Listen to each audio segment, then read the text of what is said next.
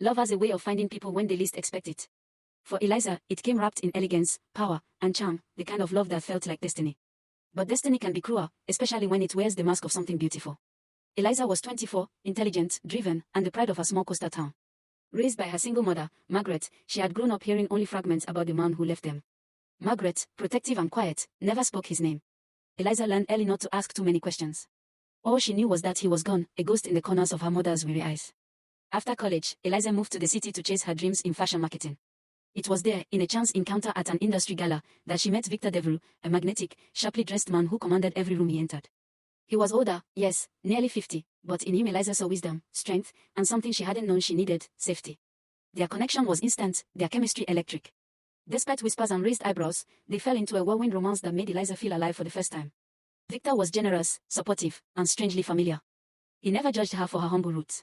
Within months, they moved in together. Shortly after, Eliza discovered she was pregnant. Overwhelmed with joy and nerves, she decided it was time for the two most important people in her life to meet, her mother and the man she was ready to marry.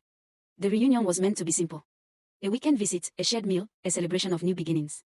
But the moment Margaret opened the door and laid eyes on Victor, time froze. Her face turned pale, her body trembled, and within seconds, she collapsed.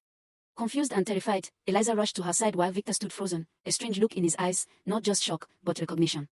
After Margaret recovered, the truth poured out in pieces, choking and trembling. Years ago, before he was wealthy, before he was powerful, Victor had been a young, ambitious man passing through Margaret's town. They had shared a passionate summer, one he left behind without a word. What he didn't know was that Margaret had been pregnant when he vanished. The silence in the room was deafening as realization sank in. Eliza, carrying his child, had unknowingly fallen in love with her own biological father. Her world, once so full of promise, shattered like glass underfoot. The man she loved was the very man who had abandoned her mother. And worse, he was her blood. Victor, horrified, tried to speak, but there were no words. Eliza could barely look at him. Every memory, every kiss, every whispered promise, turned into something monstrous.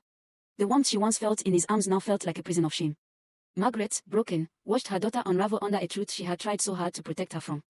But secrets buried in silence have a way of erupting at the worst possible moment. What followed was grief, confusion, and soul-wrenching decisions.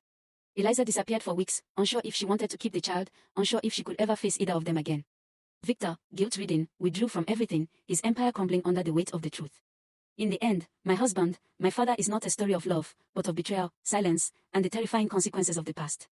It's a reminder that sometimes, the people we fall for are connected to us in ways that should never have been allowed. And once those lines are crossed,